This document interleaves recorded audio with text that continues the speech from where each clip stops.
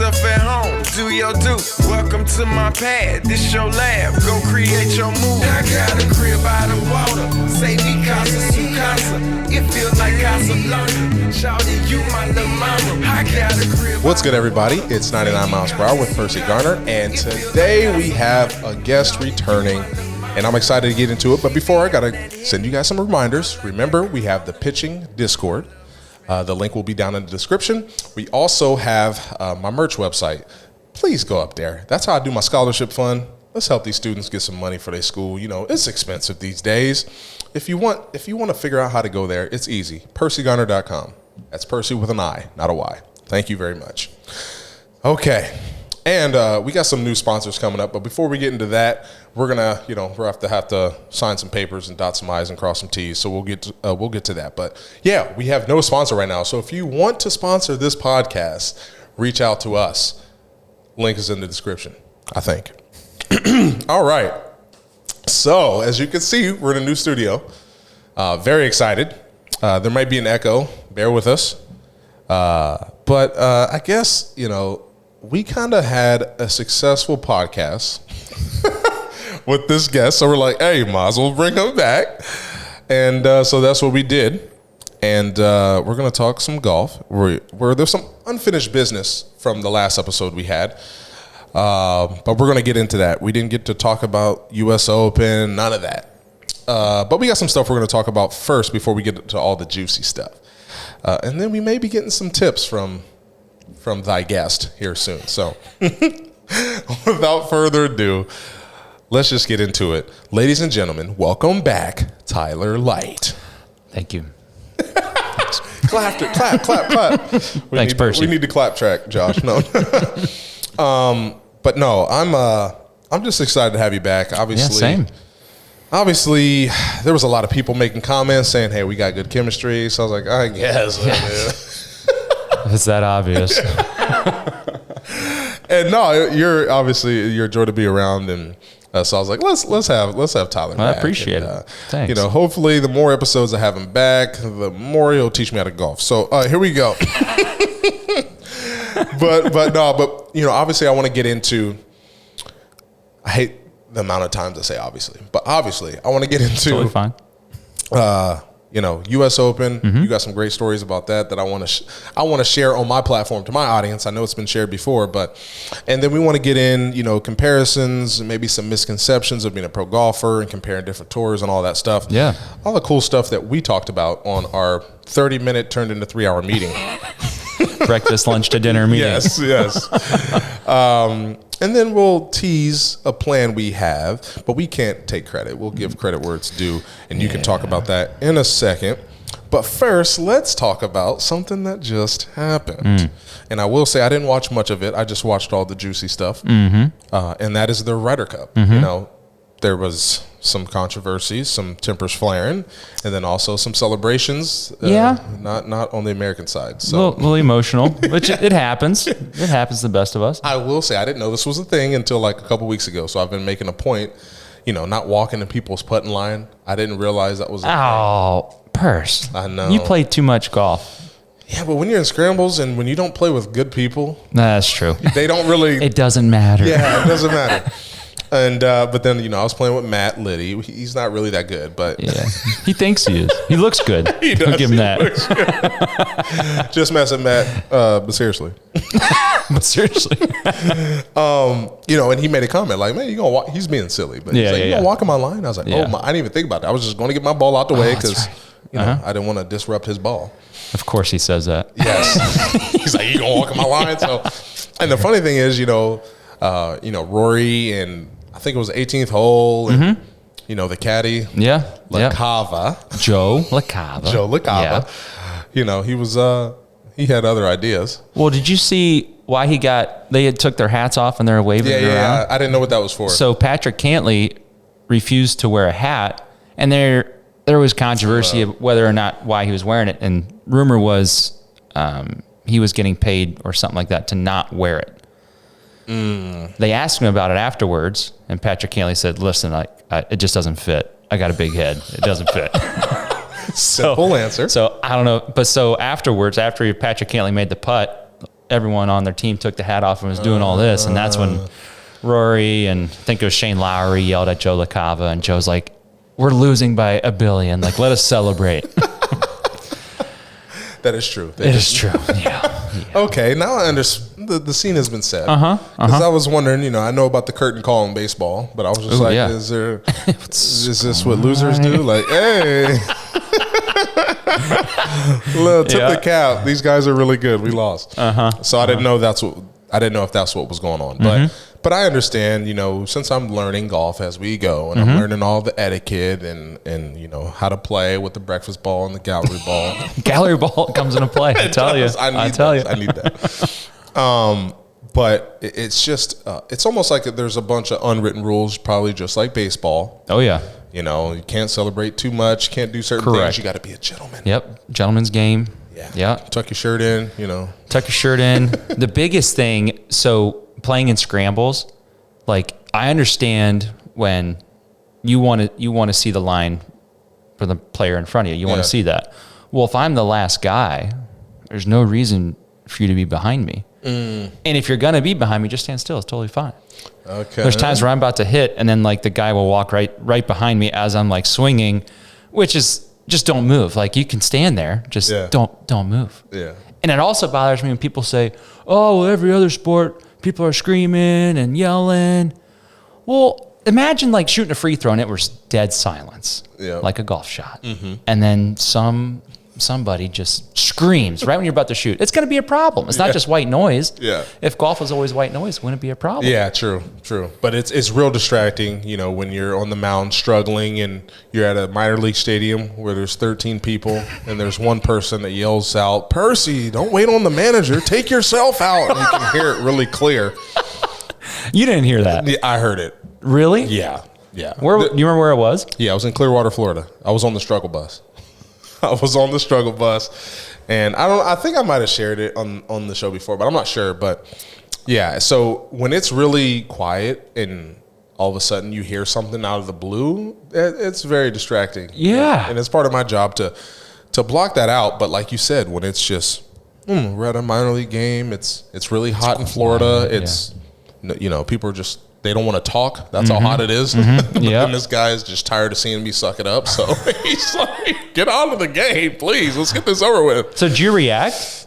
No, I did not react. I reacted by throwing another ball. I reacted by continuing to suck. Yes. And then it even got bad where one time, I think I shared this too, one of my teammates, I'm not going to name his name, but it's one of those moments where I feel like excruciating embarrassment pain for other people. I don't really get embarrassed. I do get upset and feelings hurt when I suck and people let me know. But yeah, this guy we're playing in Bradenton, Florida against the Pirates, and their fans started counting the number of balls he was throwing in a row. Oh. I think it got up to like 13 or 14. Oh my gosh. And it's just the whole crowd. 12, 13. I'm just like, oh, that's bad. yeah, it was highly unfortunate. Kudos to the crowd. That's pretty impressive. That's pretty good. I mean, it was clever, and it aided their team. He kept throwing those balls, and they were scoring. But yeah, so it's what you made a good point. We'll just we'll stop piling on myself, and in baseball, we'll get back to golf. And I do realize that. I do that. I'm very still. And one of my friends, he notices when I'm getting a little frustrated. And he does that because I laugh. Most people, I'll be in the backstroke of my putt, and he'll make a fart sound. And I'm like, oh. And I start laughing. Most people probably wouldn't find that funny. Yeah. But now that I'm a great putter since you taught me, I might get mad now. Yeah, exactly. Before I knew I was going to make it anyway. So. It doesn't matter. Yes, but maybe we can get into some more unwritten rules. But I just want to get your opinion on all that stuff. And yeah, I mean, I saw the videos of them celebrating everything, which is great. Like, good for them. And honestly, like, I've read a couple things about how like Bryson was a snub, and I don't really pay attention to LIV and everything, but I guess he won 2 out of the last 3 LIV events. One time he shot 58. Wow. But Zach Johnson didn't think of putting him on the team just because he wasn't in the top 20 or 30 of Ryder Cup points. I guess Zach Johnson only looked at the top 20 or 30 Ryder Cup points, and which is why Brooks Koepka's on the team, because he's an LIV guy. Yeah. But he did well in the majors, so he almost got enough points through the majors. Okay. Because if you're competing in the LIV golf, there's no points towards you the get no Ryder points, Cup. That's all an interesting thing too that we'll probably have to get into. Yeah, it's just it's just a strange dynamic. 'Cause I don't think the Europeans really paid attention to that kind of stuff. Like if you're good, you're on the team. Yeah, like, true. Pretty much what it was. Yeah, as how it should be. But As how it should be. But no, I'm glad we got something in that. But there's another current event I wanted to ask you about that I didn't know until you just walked in here. You did something that I've yet to do that I probably won't do in my life, and it was on hole 8 at Black and Gold golf course. Yes, sir. At Black what and Gold. happened? What happened at hole 8? Oh, we made it a par 3, 185 yards. So it's really funny.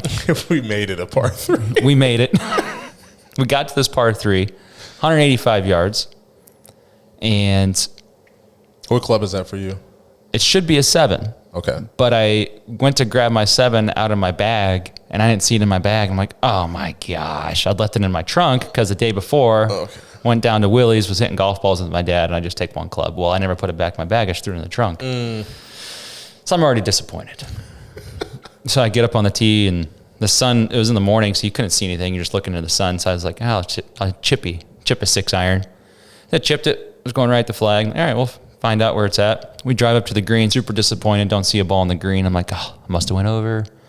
Walking up, we see a pitch mark next to the hole, and I was like, oh. My buddy walks up, looks in. Oh my gosh, it's in. That's not your first one, is it? Number 5. Oh, wow. That must be nice. Yeah. Number 5. That's what's up. I mean, I guess I'll ask you how your first one was, because the 5th one you're like... 7th grade. Oh, wow. It was the Kenny Novak Invitational. It's a Northeast Ohio. So Kenny Novak was like a junior tour back in the day. Yeah.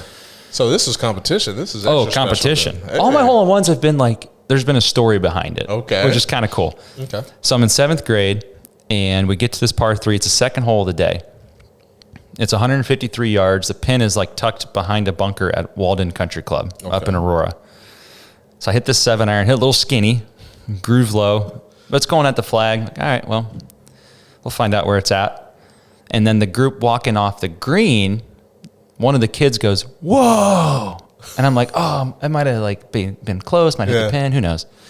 So we're walking up and I don't see a ball next to the hole. So I start looking like back in the rough, we're all looking, like don't see a ball. I'm like, oh my gosh. I thought I hit a good shot. I'm gonna have a lost ball. I don't even know where it's at.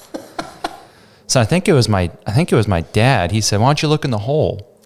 So I went up and looked, and there it was, right in the hole. Gosh. I went in. Well, see, now we always have that. We always, maybe it's in. Like joking, obviously. Yeah. I know it's not in there. The 2 shots out of my 5,000 that I've taken are in line with the pin, and they always go over. But I'm like, I hit it, and I'm like, This is it. yeah. This is the one. And then you see it bounce over the green. I'm like, oh, dang. So we got to the next hole. I was about to tee off, and my dad goes, wait, give me that ball. Like, oh yeah. So he saved the ball. Oh my God.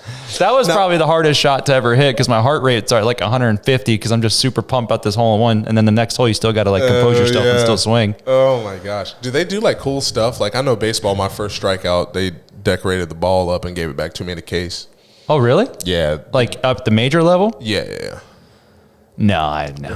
The hole in ones, like I feel like I don't care where you are at what point and what level you're at.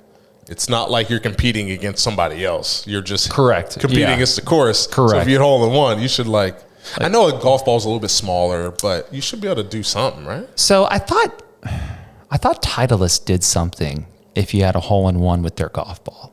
Oh. Okay. We'll have to look into that. And every hole in one I've had has been a Titleist golf ball. Okay. So I've been playing Titleist since I was like in 6th grade. Yeah, I don't even know what I play yet, but Whatever ball you find in the woods. that's what I play. That's how I play golf. This one looks clean. Yeah. I'll take this one. That's exactly because I've probably hit mine, lost it, and then this must be mine. It's not, but we'll take it. I am playing a nitro. Nothing wrong with nitro. Oh yeah, nothing wrong. Nothing wrong with that. Don't be like me, calling out Taco Bell on a live TV broadcast. It was awful. I love Taco Bell. I eat Taco Bell. I eat all of the fast foods in the whole world. Baja Blast, you can't. I don't do Mountain Dew though. I'm done with Mountain Dew.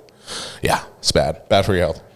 I'm only healthy. I only had chocolate 30 minutes before this podcast. But no, yeah, obviously, I gotta, reel me back in. Mm-hmm. So I wanted to talk about, obviously holes in ones are cool, whatever. Dwayne Wade just had one At Pebble. Pebble, yeah, and yeah.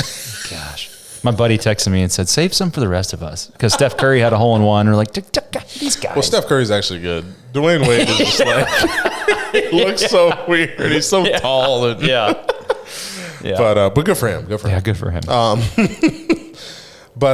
So U.S. Open, I mean, it's probably fun to compete in the U.S. Open. And It was all right. Yeah. you probably, No, there were some fans there. It was probably cool. But I'm trying to think of, obviously we were at a breakfast and you're sharing with me all the, the feels and how it was going on. And you were receiving some people yelling at you too, but it was like positive, not like the guy telling me to get out of the game. They might not have known your name, but There were some funny ones. There was some good ones. there were some good ones. So the final round, I played with Ernie Els. And the final round at a major was just, the crowd was intense. And like I'm in 45th place. Like I'm not in contention or anything, but playing with Ernie Els. And I think at the time that was Ernie Els' last U.S. Open. Oh, wow. So people are trying to see him and get views. And here I am walking with him and he's the nicest guy. That's awesome. I mean, so I played with Webb Simpson on Saturday and he was super nice guy. Talked about life and just our faith walk, and it was so you kind of get to hang out with the people you're playing. Okay. Oh yeah. So I mean, you have 4.5 hours, and you're only playing twosomes, so you're just walking side by side for 4.5 hours. And Ernie was awesome. That's awesome. And we're walking from 9 to 10, and like the crowd, like you're walking through a tunnel, and the crowd's like over you, and me and Ernie are walking beside each other, just chit chatting. Everyone's yelling, "Yeah, let's go, Ernie! Let's go, Big Easy!" And I'm like, yeah, he's so cool. Like, this is great. And someone goes, and the other guy. I gave him a wave. Thanks, that's me. The other guy. And the other guy. That's what's up. That's hilarious. And then on Saturday, so they came out with an article on Friday. Like your life story or just like kind of, yeah, stories? life story, because a couple months prior, I was actually working midnights at UPS. Hey, let's go. Yeah. I did that too once upon a time. That's what we talked about. Yeah. And so they come out with this article. Like, Hold on, I got to say this. Kids, if you want to be a professional athlete, you got to work at UPS. Yes. 2 for 2. Sorry, go ahead. It's true. Late night shifts. Yeah, that's what it was. Yeah, late nights. Like, I got to make some cash somehow. Yep, that's true. So they came out with this article, I was telling them what I was doing. And so you're walking. So Thursday and Friday, not a whole lot of people watched you because you're playing with a bunch of, like, I was a no-namer and 2 other guys that are no-namers. One of them, Sahith Thagala. He's on tour now. Okay. I mean, one of the best in the world. That's what's up. I didn't realize at the time he was 19 in college and one of the best amateurs in the world. Okay. He was just super cool. It's like, you're a great dude. Well, here he is now, just killing it. It's like, sweet. Yeah, good for you, man. So yeah, Thursday, Friday, not a whole lot of people. We wake up, play Saturday, and played with Webb Simpson, and it was crowded. Early in the morning, it was still crowded, and we're walking down the fairway, and someone yells, "Hey Tyler, deliver my package." I was like, oh my gosh. I looked at my caddy, like I didn't even acknowledge that one. Like that was weird. Like I'm not gonna acknowledge that. No, I think that's probably the best decision. Deliver my package. Love it. Right. I don't work at UPS anymore. Yeah, come on, man. With the U.S. Open, man. Leave me alone. Yeah. But that's pretty. I mean, to be in that situation and to even have that happen is pretty cool. But yeah. So I only qualified. I was a first alternate, so I actually I wasn't in the field right away. Okay. So I was actually the only guy. I think I was the only guy in the world that year that had to go to the local qualifier and the sectional qualifier. So the U.S. Open, to qualify, you have basically 2 stages, local qualifier, sectional qualifier, but most of the guys, they're exempt from the local stage and they go straight to the sectional qualifier. Okay. And those are guys that are outside of the top 50 in the world. They have to go to the sectional qualifier because they only take the top 50 in the world. And then guys that are like have tour status, like, I don't know. And you didn't have tour status? I did not. So I had to go to the local qualifier. I think I finished second there. Where was that at? Kinsale Country Club in Columbus. Oh, okay. And then went to the sectional qualifier in Springfield, down in Dayton, Springfield Country Club. And I think I shot 64 the first round, or 66, something like that, the first round. And I think tied for third. I'm like, oh my gosh. Might be going to the U.S. Open. Hey, let's get it. So it was, you had to play 36 holes. So the first 18 was tied for third or something. And then I shoot, I think 68 the second round. I'm like, God, I played great. Like that was awesome. Come to find out, I got beat by 1 shot. A guy, Ryan Brem, he's on tour. I think he shot 32 on the back 9, 31 on the back 9. Dang. Kicked me out by 1 shot. So I was like, I was so close to the U.S. Open. Yeah. Like, God dang. I bet that's probably devastating. And It was devastating, but I was also like, I played well. Yeah. Like it was close. Like I did. So we went to rallies, and me and my caddy. that sounds so good right now. You eat healthy. You don't want that Yeah, stuff. it's true. Yeah, healthy. We went to rallies. I had a cheeseburger and a milkshake, and I'm just not even paying attention. And then my caddy goes, I think you're in a playoff. I'm like, for what? He goes, the first alternate spot. I'm like, oh my gosh.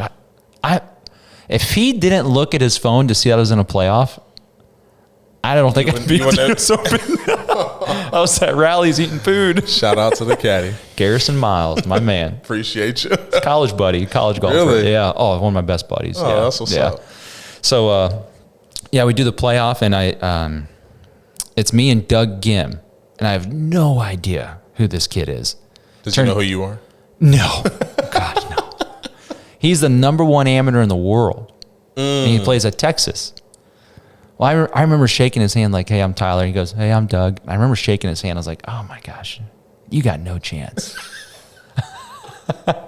No, what was giving you that? Because you didn't know who he was. No clue.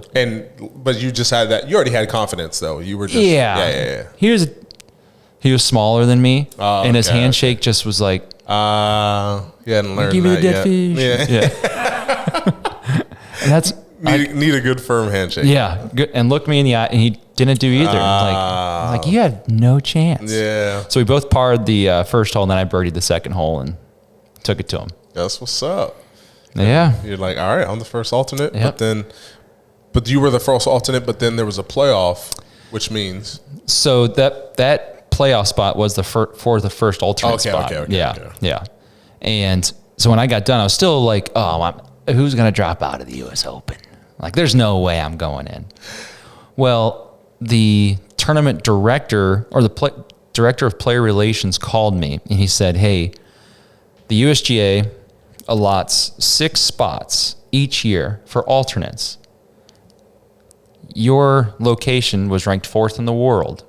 So you're 4th out of the top 6. So I can't officially tell you that you're going to be in the U.S. Open, but you're going to be in the U.S. Open. Oh, shoot. And I was like, let's go back to rally. Yeah.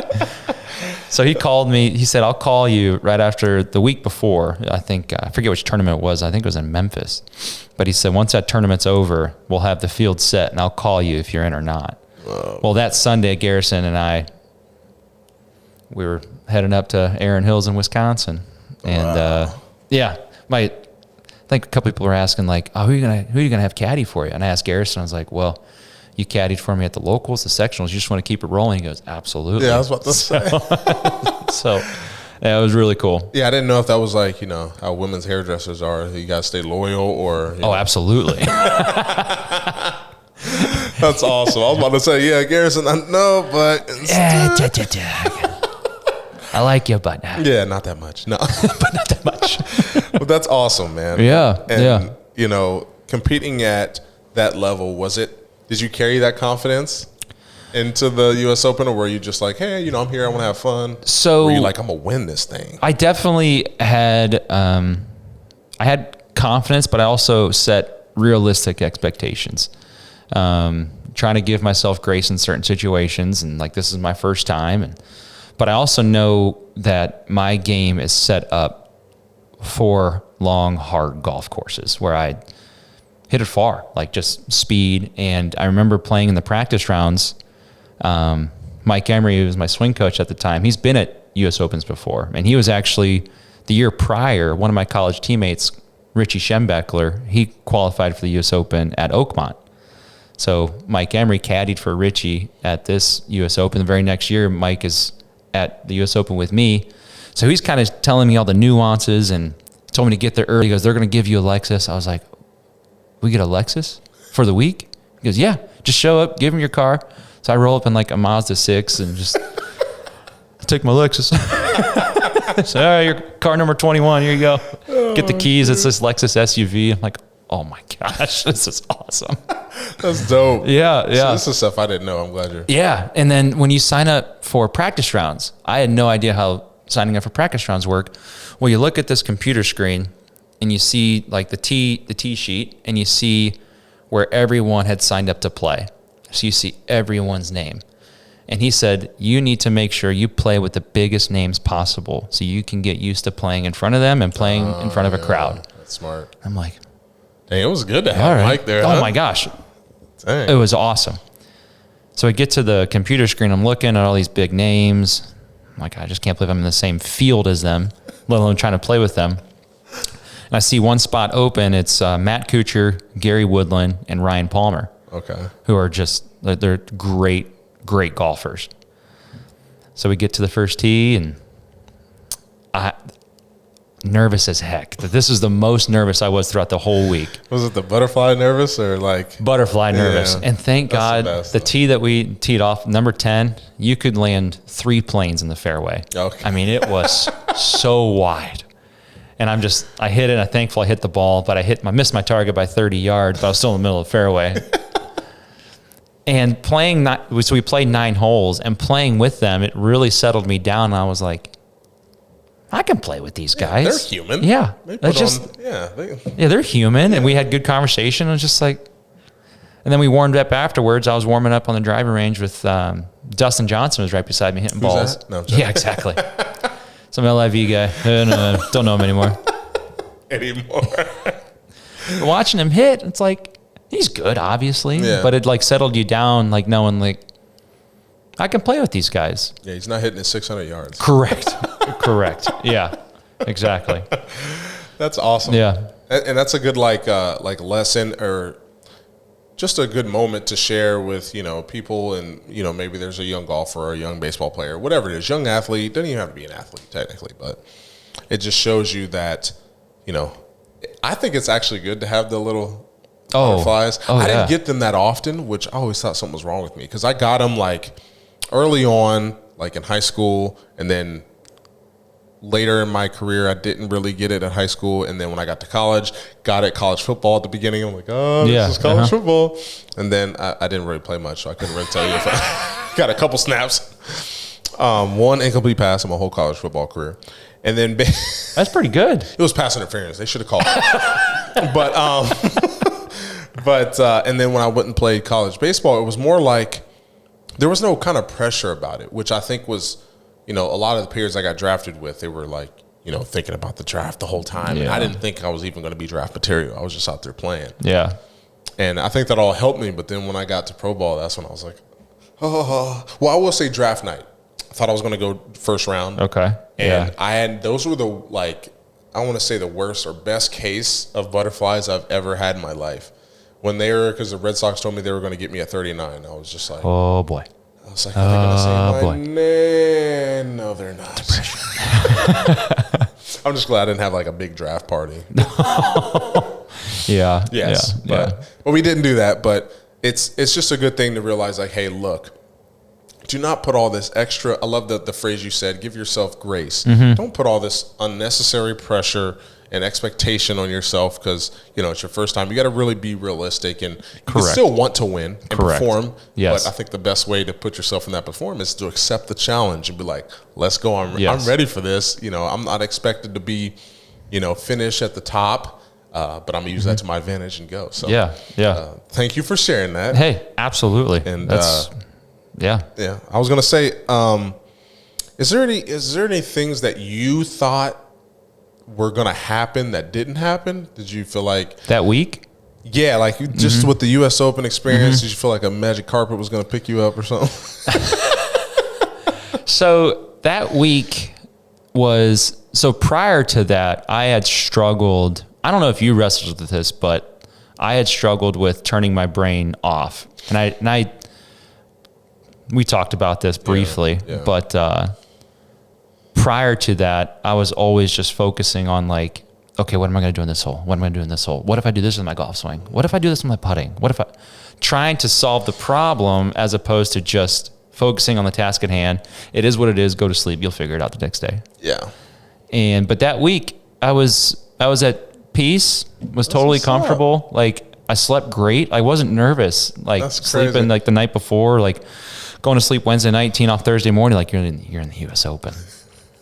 Never felt that. No, that's great. But then also like, what's wrong with you? What's wrong? Like, because leading up to me just getting called up, the Indians, I feel like were kind of playing with my emotions, and I couldn't sleep for like 2 weeks. I was literally almost falling asleep the night I got called up to Cleveland, August 31st, in the bullpen, looking at Andrew Miller, and I'm just like, "Where's that chocolate?" Oh, this game was.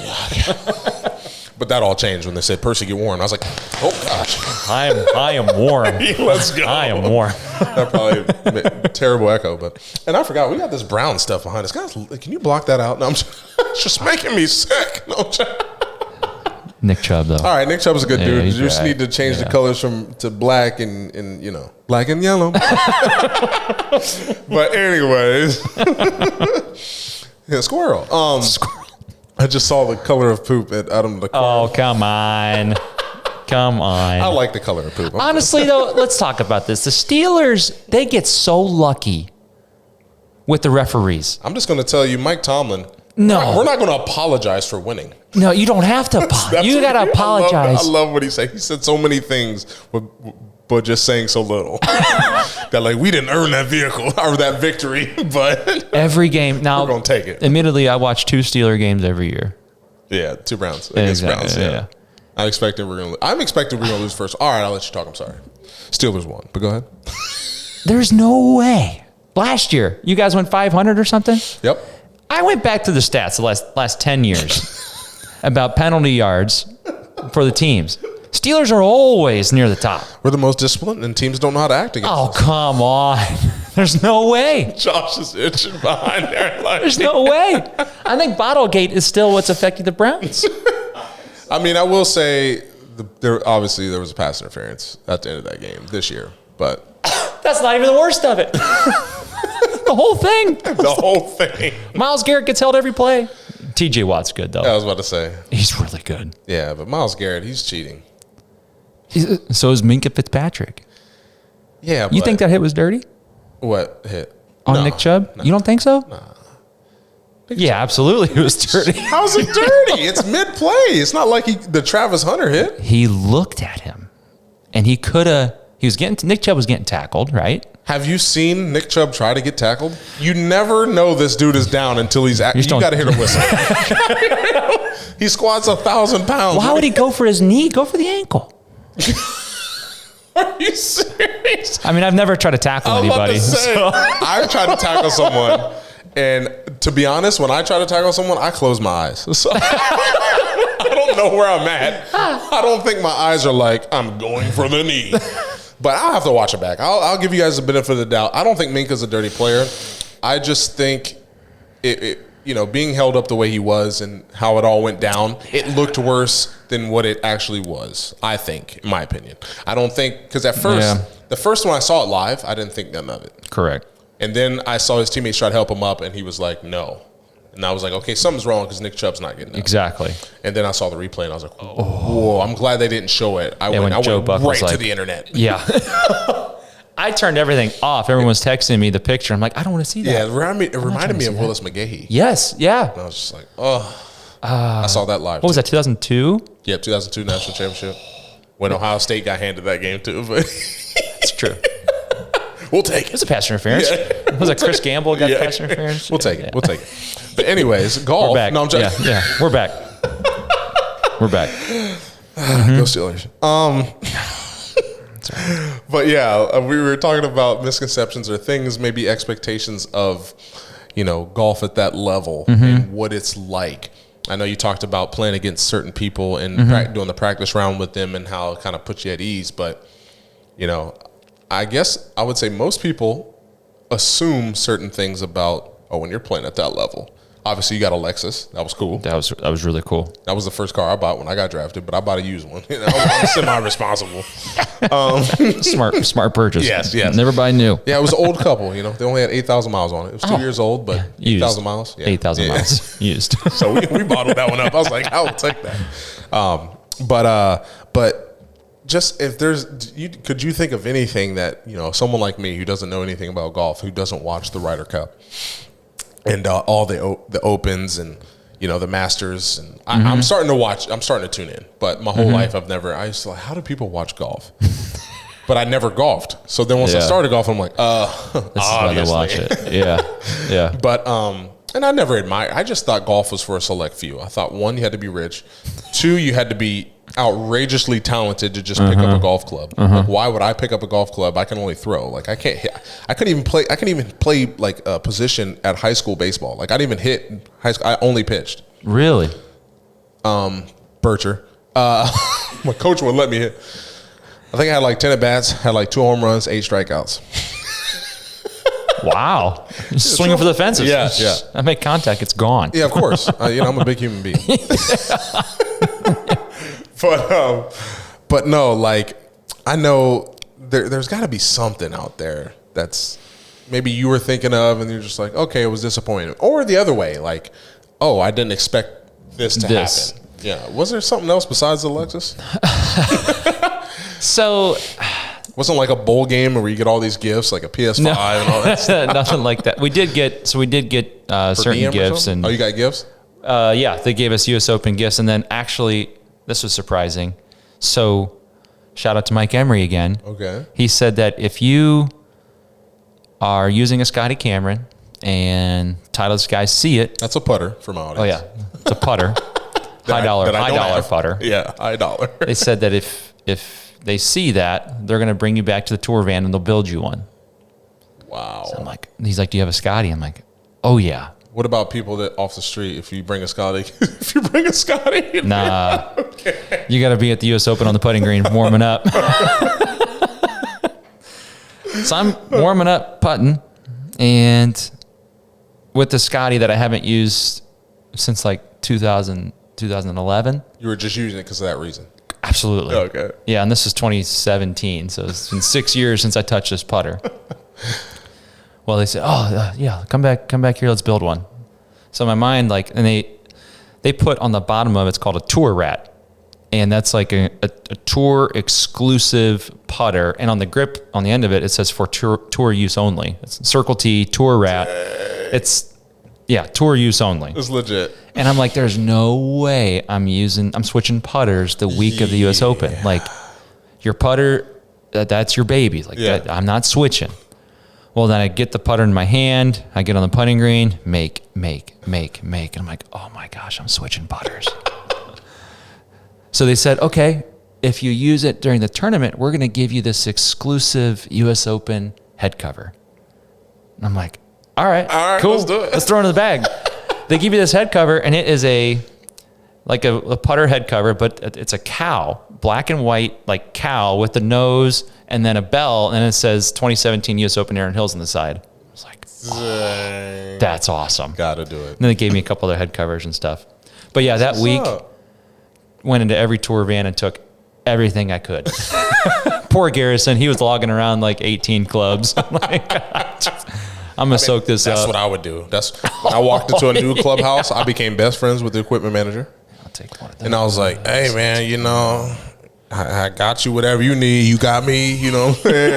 Help me out. yes. It's always smart to do that. But Yes. So that was cool.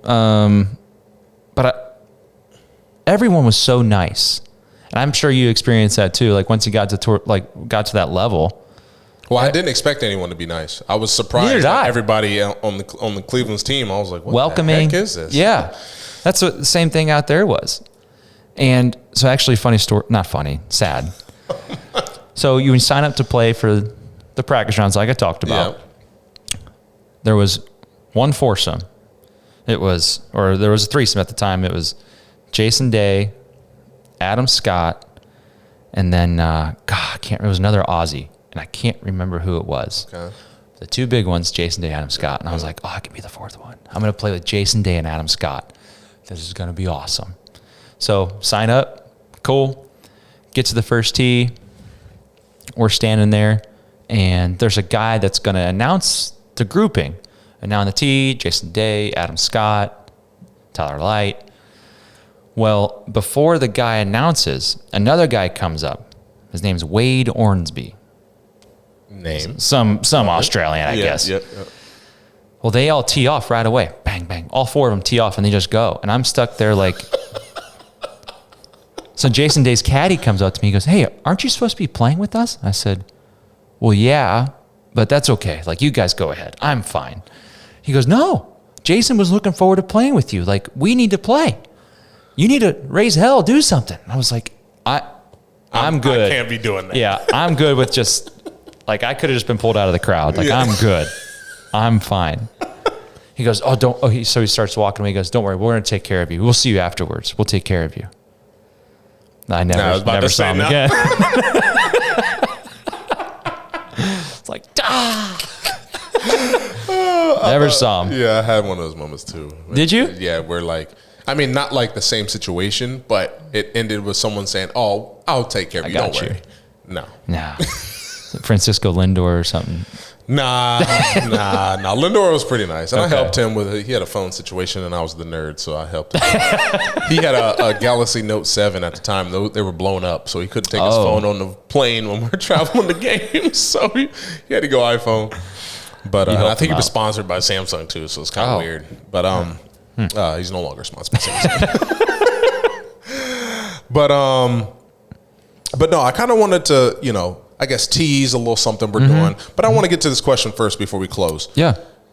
So I'm going to mix these together. So, what does it really take to become a stretch golfer in your opinion? So like how many hours of dedicated, intentional practice does it take? For someone like your skill level. Yes. Shooting 90s, right? Hundreds? Yes. Hundreds. All right. And you got to account for the practice time that's not actually dedicated, like focused, Correct. Because I'm going to try to have that, but you can't guarantee. Yeah. Yeah. Because I know you've been playing since you're what? 3, 4? Yeah. First 9 holes when I was 4. Okay. So when I grew up, my dad told me just hit as far as possible and we'll figure it out later. And that worked out like that for someone like you, or you got power. Like it's just harnessing it, patience and consistency. So like when I was given lessons, I would give one lesson and I wouldn't see them again for the next 4 weeks. Kind of like you and Blake. Yeah. Well, why am I not getting better? This is bull. Pay for one lesson. I should be give my money now. back. Yeah. It's consistency. I mean, when I was touring, it was 8 hours a day, every day, Okay. just for practice. Yeah. And similar to baseball. Yeah. Yeah, yeah. And it would be, I mean, to go from 100 to 90, a lot of it is chipping and putting. You throw a lot of shots away just around the green, just chipping. So if you work on your chipping and putting, Which I think you've not totally rectified it, but I'm way more confident, and I feel like I can two-putt anything. So now me is getting off the tee box. exactly. But go ahead. That's the next one is don't make triple from the tee box. Because the only time you make big numbers most of the time is from the tee box, that was my struggle. Everything else, every part of the game is pretty solid, but then I would have that one, whoops, that's in the guy's yard. That's out of bounds. I like hitting the other fairway. That's what I'm good at doing that. The slice is back. No penalty there. That's fine.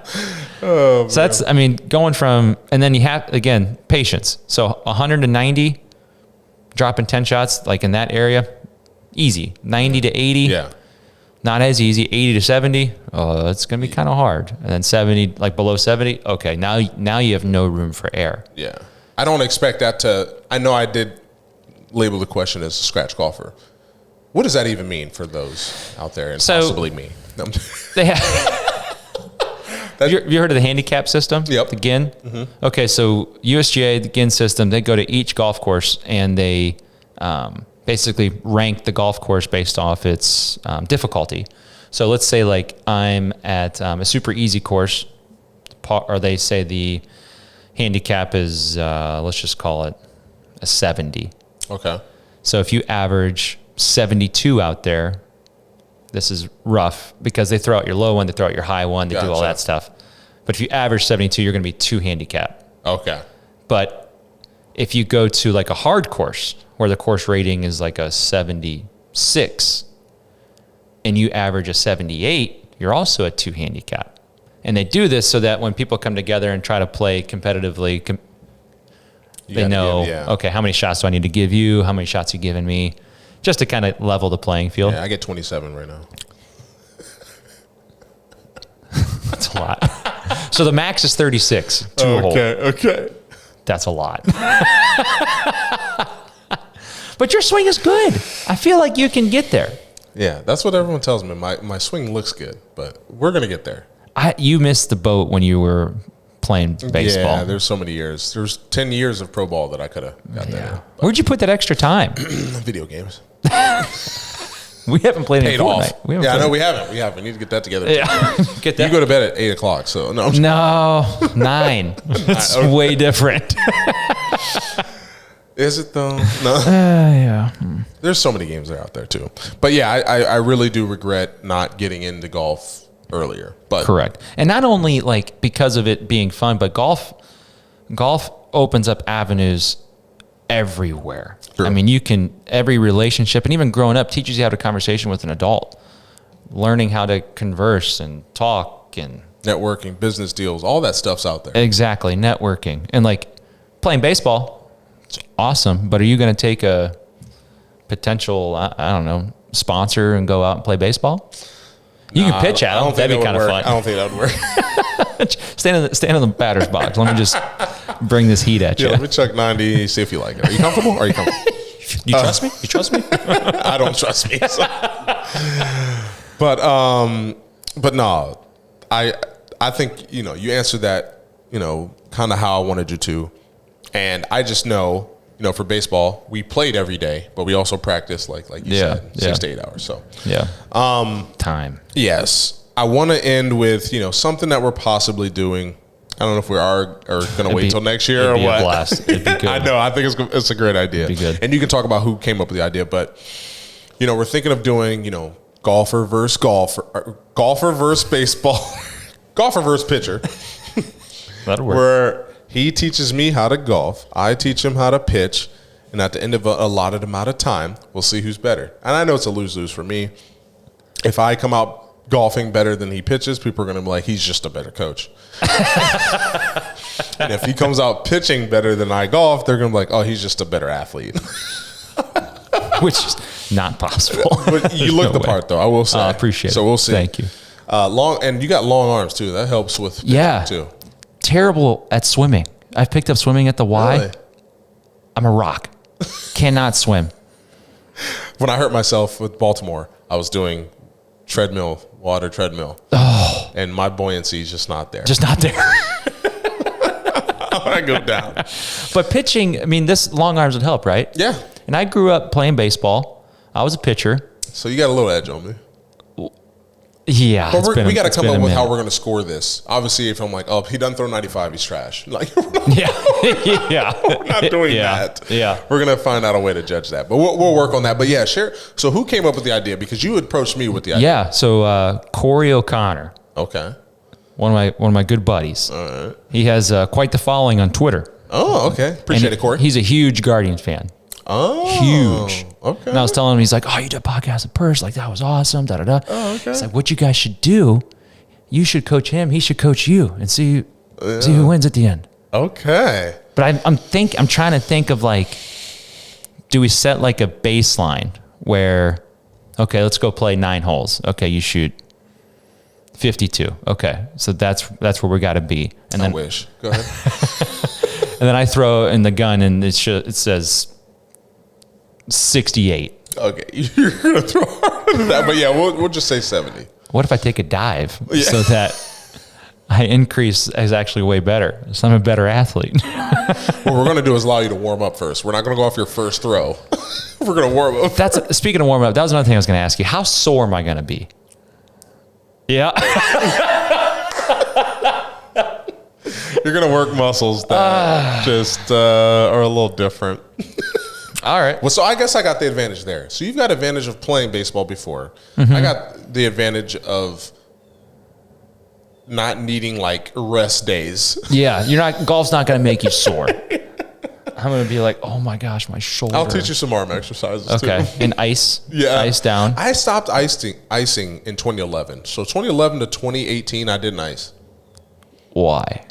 Because most people think you must ice, but icing is only necessary if there's inflammation or swelling or anything like that. I guess. Oh. Well, there's going to be inflammation, but if there's like visible swelling, that's when you need ice. Ice really doesn't do anything if you just have inflammation. Oh. You know, just exercising, getting blood flow is good Okay, for that. that's So what good I used enough. to do was run, do arm exercises, and that was good. So It's a lot. I do remember all the pitchers go for a run. It's Yeah. like, oh, that sounds miserable. yeah, I would run about 25 minutes every time. Oh, Yeah, it's fun yeah, times. that's not good. Got to running poles.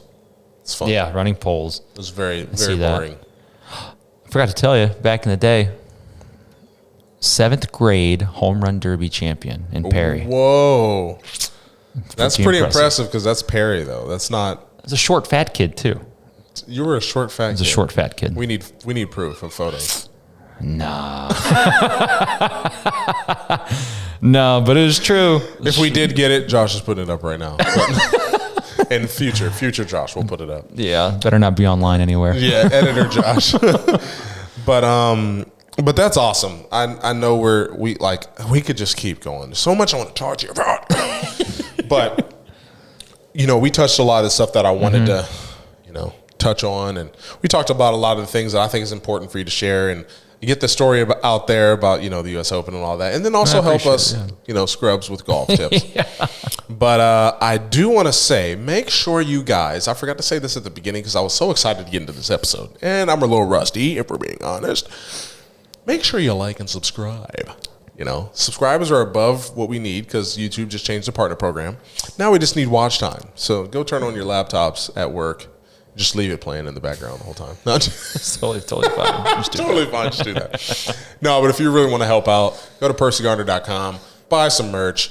I haven't updated in a year and a half, but don't worry about it. Let me know feedback. Are the designs trash? You like them? Buy some stuff. Cool. If you are wondering what PUSH stands for, that means pray until something happens. I love that motto. So, if you buy a shirt, then you got to take on that lifestyle. All about it. All about that lifestyle. But thank you guys. Appreciate you always for tuning in. Thank you, Tyler, for joining us once again, man. Thanks for having me first. Hopefully we can produce another clip of 300K plus views on Instagram. And maybe YouTube Shorts if I decide to put it in like I should. But yeah, until next time, guys. We'll see you in the next episode. Peace. I got a crib by the water. Say me casa su casa. It feels like Casablanca. Shawty, you my little mama. I got a crib by the water. Say me casa su casa. It feels like Casablanca. Shawty, you my little mama. She be on that Henny. I like that Corona. I love her smell.